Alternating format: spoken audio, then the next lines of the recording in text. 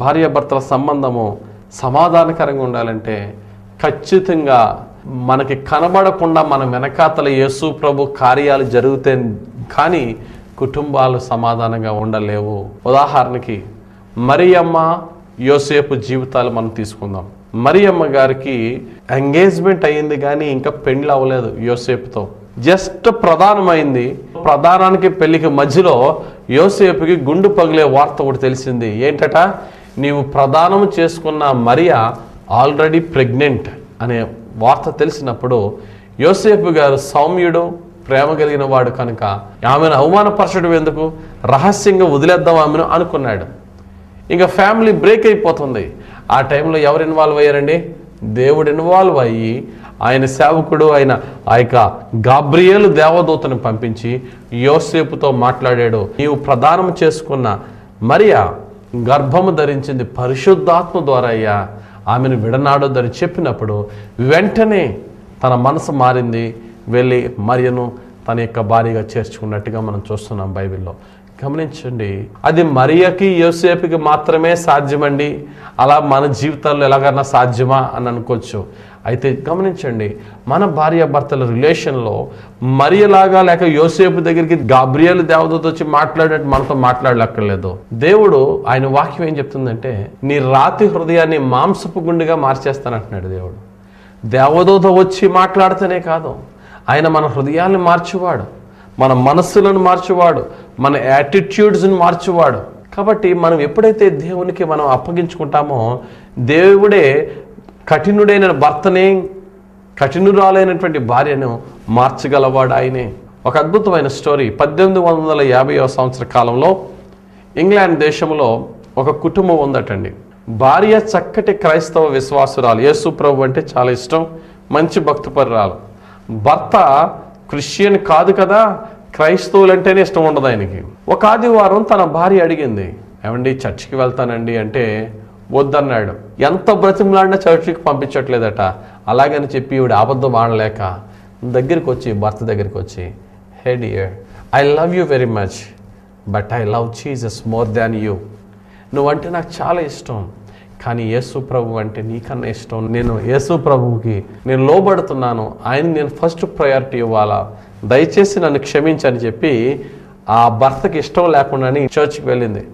చర్చ్కి వెళ్ళిన తర్వాత ఈ భర్త చాలా కోపంతో మండిపోతున్నాడు. ఇది నా మాట లెక్క చేయకుండా వెళ్ళిపోయింది, దాన్ని ఏం చేయాలా అది నేను ఆలోచిస్తున్నాడు. ఆ రోజుల్లో భర్తల యొక్క పనిష్మెంట్ ఏమన్నా ఉన్నదంటే తలుపు తాళం వేసి లోపలికి ఉండడం. ఈమె చర్చ్ చూసుకుని వచ్చింది, ఇంటి లోపల ఉన్నాడు, మొత్తం అన్ని డోర్లు క్లోజ్ చేసాడు. ఎంత తలుపు కొట్టినా తలుపు తీయట్లేదు. ఆ భయంకరమైన చలిలో రాత్రంతా తలుపు కొట్టినా రాత్రంతా తలుపు తీయలేదట. అదే గుమ్మం బయట తను వేసుకున్న ఆ యొక్క ఫ్రాక్ని తన చుట్టూరు కప్పుకుని అలాగే కూర్చుంది రాత్రంతా. తెల్లవారింది, సూర్యుడు ఉదయించాడు. అప్పుడు ఈయన లేచి బయటకు వస్తున్నాడు. పైనుంచి చూశాడు, ఇంకా అక్కడే ఉంది. అనుకున్నాడు, ఇప్పుడు తలుపు తీస్తే నా మీద రంకిలేస్తుంది అని చెప్పి ఈయన కూడా ప్రిపేర్ అయ్యారు. ఇప్పుడు ఎలాగా అప్పుడు తను నాతో ఫైట్ చేస్తుందో, నేను ఎలా చెప్పాలో అని ఈయన కూడా సీరియస్గా వచ్చి తలుపు తీశాడు. తలుపు తీసేటప్పటికి బయట ఉండి హ్యాపీ ఫేస్తో భర్త గుడ్ మార్నింగ్ అని చెప్పి, నా పనిష్మెంట్ అయిపోయింది కదా అని చెప్పి లోపలికి వచ్చి గబగబగా మొహం కడుక్కుని బ్రేక్ఫాస్ట్ చేసి భర్తను పిలిచి టిఫిన్ సర్వ్ చేస్తుంటే ఈ భర్తకి ఏం అర్థం కాలేదు. ఆశ్చర్యపోతూ తన భార్య వంక చూస్తున్నాడట. భార్య వంక చూస్తూ ఒక మాట అన్నాడట, ఇంత పేషెన్స్, ఇంత మీక్నెస్, ఇంత సమాధానం నీకు ఎక్కడి నుంచి వచ్చింది? మీ చర్చిలో ఎలా నేర్పుతున్నారు ఇది? నెక్స్ట్ వీక్ నేను వస్తాను, అందులో ఏం నేర్పుతున్నారు? అసలు నీ లైఫ్లో ఎంత చేంజ్ ఎలా రప్పిస్తున్నారో వాళ్ళు. మీ చర్చిలో పాస్టర్ ఏ వాక్యం చెప్తున్నారో నేను వింటానని చెప్పి నెక్స్ట్ వీక్ వెళ్ళాడట ఈమెతో పాటు. విషయం ఏంటంటే ఆ వ్యక్తి ఎవరో కాదు, ఇంగ్లాండ్ దేశాన్ని దేవుని యొక్క వాక్యముతో బలముగా సువార్త ప్రకటించి అనేకులను రక్షించి ఆయన యొక్క సేవా జీవితంలో 10 మంది డెడ్ పీపుల్ని పైకి లేపిన గొప్ప దైవ సేవకుడు రెవరెండ్ స్మిత్ వింగిల్స్వర్త్. గమనించండి ప్రియులారా, దేవుని వాక్యం ఏం చెప్తుందంటే పేతురు రాసిన మొదటి పత్రిక 3వ అధ్యాయం 1వ వచనం, అటువలే స్త్రీలారా మీరు మీ స్వపురుషులకు లోబడి ఉండుడి, అందువలన వారిలో ఎవరైనను వాక్యమునకు అవిధేయులైతే వారు భయముతో కూడిన మీ పవిత్ర ప్రవర్తన చూచి వాక్యము లేకుండానే తమ భార్యల నడవడి వలన రాబట్టబడవచ్చును. గమనించండి, స్మిత్ వింగిల్స్వర్త్ యొక్క భార్య ఏ విధంగా అవిధేయుడని తన భర్తను రక్షించుకుంది? వాక్యాన్ని బోధించా? ఏమీ లేదు. కానీ ఆ యొక్క భర్తను మార్చడానికి ఆమె చేసింది ఏంటండి? రాత్రంతా బయట వదిలేసినా సరే ఉదయానికి ప్రేమతో తన భర్తకు మరలా పరిచర్య చేస్తే భర్త ఆశ్చర్యపోయి, నేను ఒకసారి వస్తాను నీతో పాటు చర్చికి అన్నాడు. గమనించండి, చాలామంది భార్యలకు నేను చెప్పే మాట అదే.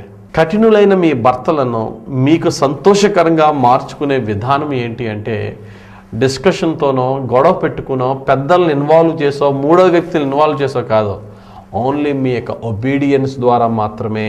మీ విధేయతతో మీ భర్తలను ఆశ్చర్యింప చేయాలి. వినడానికి లేక ఇంప్లిమెంట్ చేయడానికి మీకు కష్టంగా ఉండొచ్చు, కానీ ఇది వాస్తవము. బైబిల్ చెప్తుంది, నిజ జీవితంలో నెరవేరుతున్నది.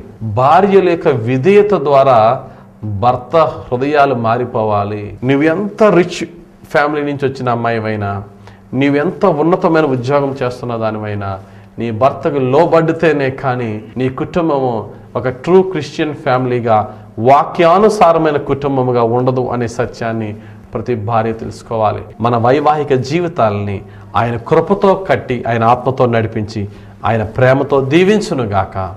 ఆమెన్. ప్రార్థన చేసుకున్నాం. ప్రేమ కలిగిన యేసయ్యా నీకు స్తోత్రాలు. ఈరోజు మీరు ఇచ్చిన వాక్య ప్రకారముగా ఎన్నో కుటుంబాలనైనా నీ యొక్క నామములో వాగ్దానం చేసుకున్న కుటుంబాలే వాగ్దానాలు మర్చిపోయి భర్తలకు భార్యలు, భార్యలకు భర్తలు అవిధేయులుగా జీవించి వారి వైవాహిక జీవితాలని బహు దుఃఖకరంగా చేసుకొనిచున్నారు. ఈ సమయంలో ప్రతి కుటుంబ వైవాహిక జీవితాన్ని నీ ప్రేమతో, నీ పరిశుద్ధ ఆత్మతో, నీ కృపతో కట్టి దీవించమని, మమ్ములను మా కుటుంబాలను దీవించమని యేసు నామములో ప్రార్థించి వేడుకొనుచున్నాము మా పరమ తండ్రి. ఆమెన్. God bless you. అందరికీ వందనాలు.